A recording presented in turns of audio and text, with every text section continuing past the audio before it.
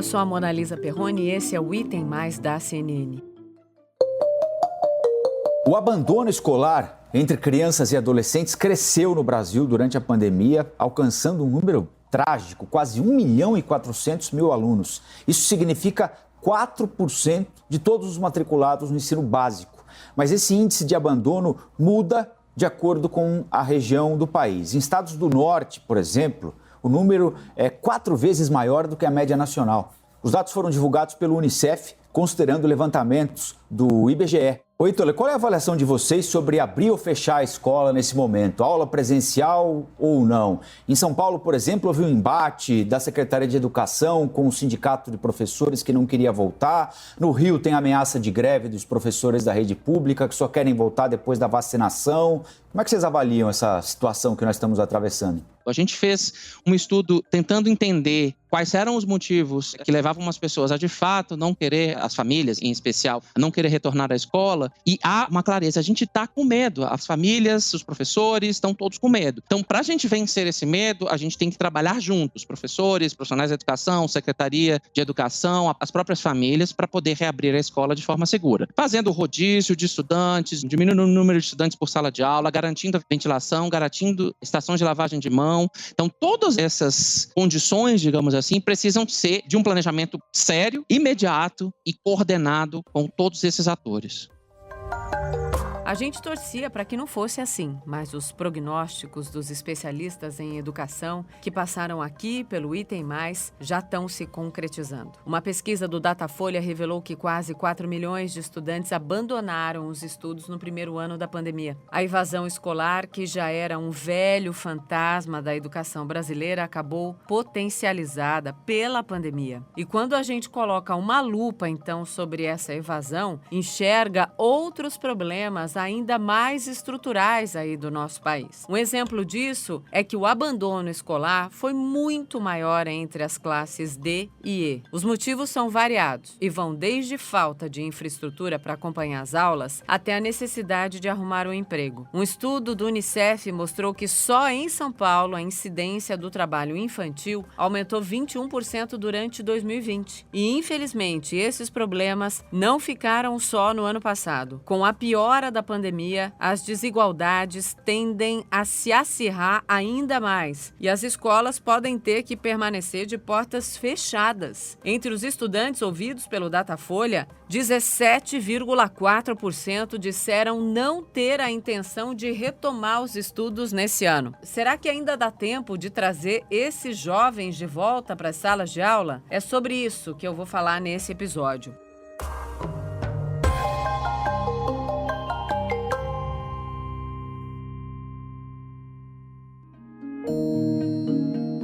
Quem conversa comigo sobre evasão e os impactos da pandemia nas escolas é a Edneia Gonçalves. A Edneia é socióloga, educadora e também coordenadora executiva da ONG Ação Educativa. Edneia, muito bem-vinda ao Item Mais. Prazer em falar com você. Muito obrigada por me ajudar a olhar para essa questão tão importante para o nosso país. É muito importante que a gente toque nesses pontos, porque a educação ela tem tantas dimensões que às vezes algumas que são muito importantes a gente acaba deixando de lado e não prioriza o suficiente, né? Então todo o tempo que nós tivermos para conversar sobre isso vai ser muito bem gasto. Nossa, que bom. Então a gente pensa igual já para o nosso ponto de partida aqui, que é a pesquisa Datafolha, Edneia. A pesquisa Datafolha mostra que no ensino básico, né? Ele não se chama ensino básico à toa, sim, é a base de tudo, é daquilo ali que se constrói, né? Uma história de educação. O abandono foi maior entre os alunos da rede pública, o que já era uma diferença enorme, está potencializada agora com a pandemia. E no ensino superior foi maior na rede particular. O que isso diz sobre a educação brasileira? Quero muito te ouvir. Eu acho que isso diz muito sobre a educação brasileira e isso diz muito sobre sobre a desigualdade social brasileira, né?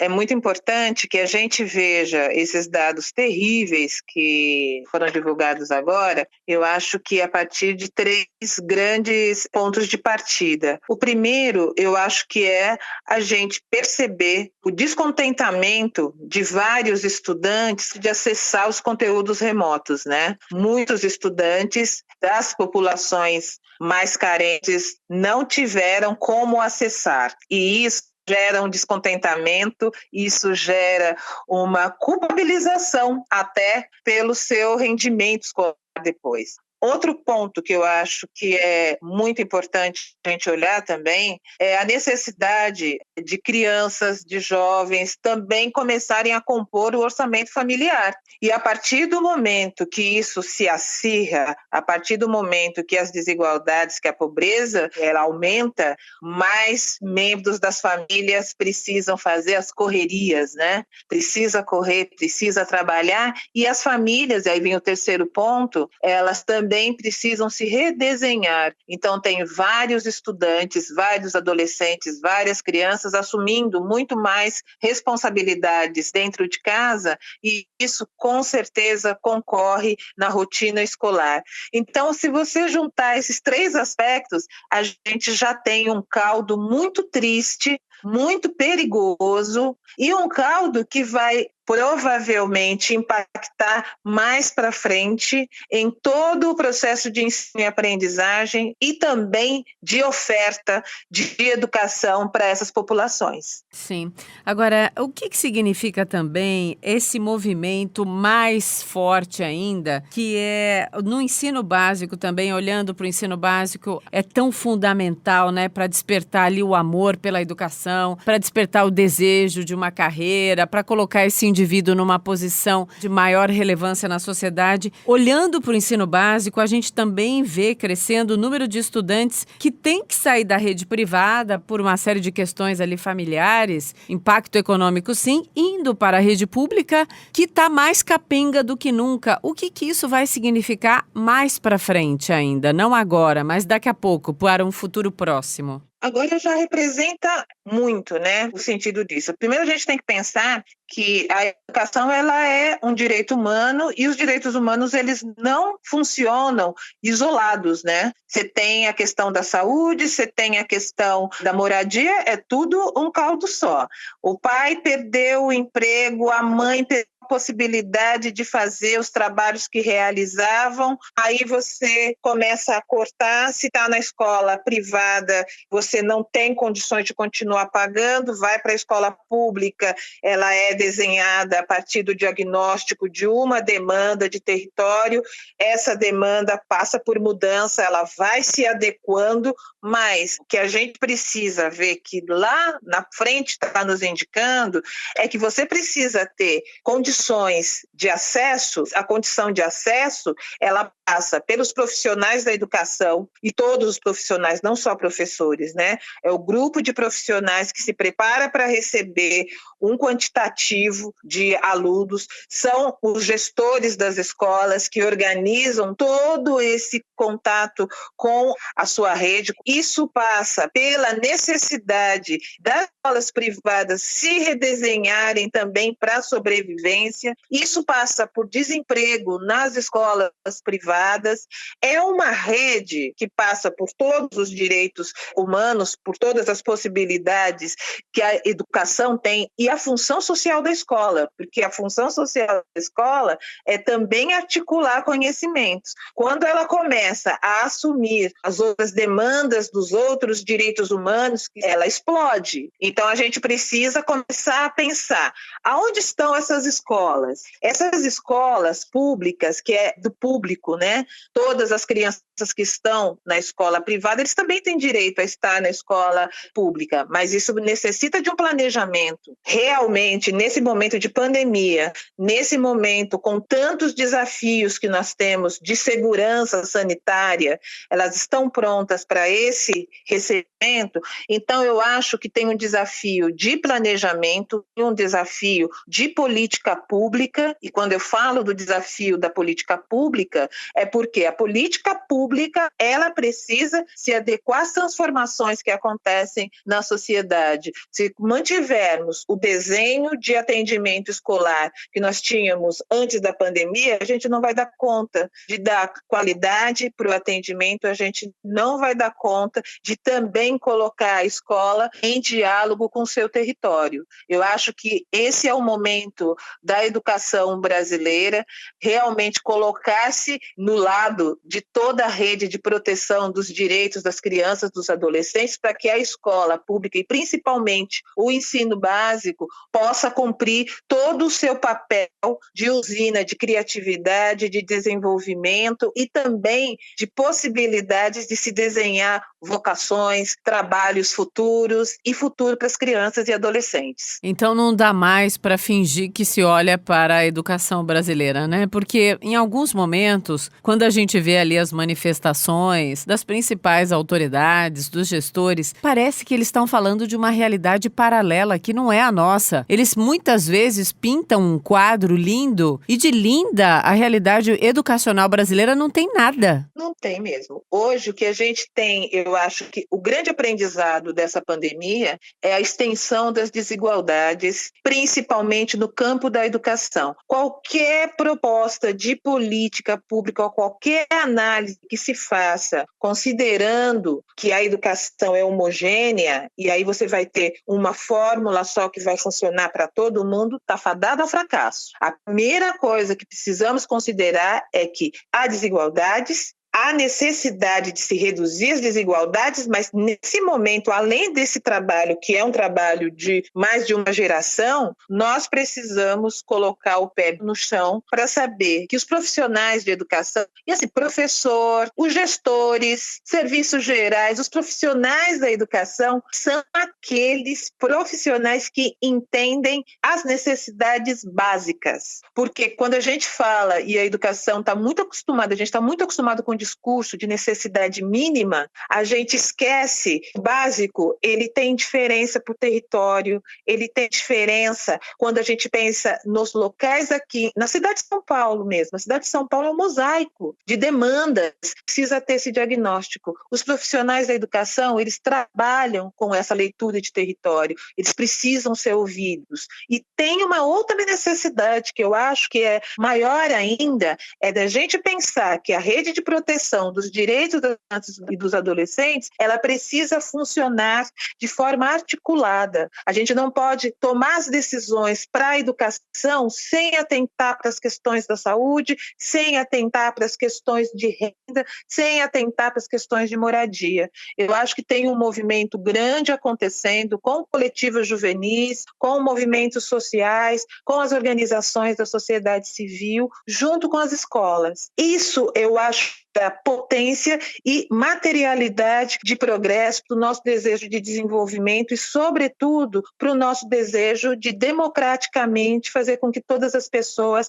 acessem educação de qualidade. Exato, sem dúvida. Edneia, muito obrigada por me ajudar nessa conversa. Claro, o papo não se esgota aqui. Teremos que voltar a esse assunto e conto com a sua presença para uma próxima. Com certeza. Muito obrigada pelo convite. Eu acho que esses temas eles precisam realmente estar em todas as pautas. Então, parabéns por estar fazendo essa discussão, que é uma discussão que eu sei que é muito difícil e é muito necessária. Então, muito obrigada pelo convite, estou à disposição. Obrigada a você, querida. Cuide-se, até a próxima.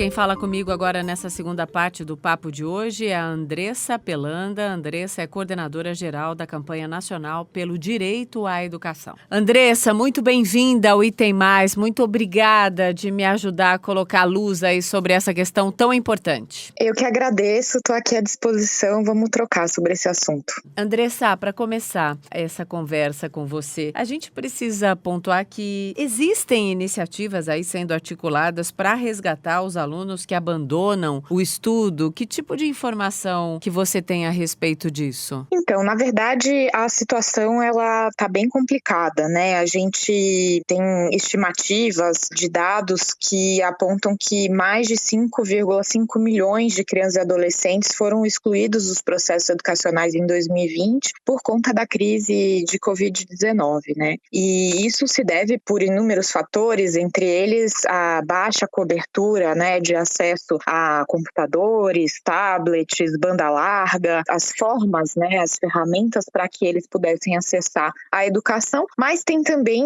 fatores ligados às questões econômicas também, né? Diversas famílias estão em situação de desemprego e de pobreza extrema, a gente voltou a ter indicadores de miséria, fome, e por conta disso, vários dos jovens acabam saindo da escola e indo trabalhar para ajudar a compor o orçamento de casa, né? Então a gente tem provavelmente aí muitos casos a mais de trabalho infantil nesse cenário. As medidas que precisam ser tomadas vão no nível muito de um trabalho intersetorial entre a educação, a saúde e a assistência social, justamente porque pela educação passa, né, esse processo de exclusão escolar, e na saúde e na assistência se pode identificar esses estudantes que estariam fora da escola, né? Agora, me ajuda aqui numa questão importante. Quando a gente viu aí o fechamento das escolas, claro, por questão óbvia, né? Por um inimigo desconhecido, a gente já sabia quais eram os inimigos de sempre, né? A nossa desigualdade social,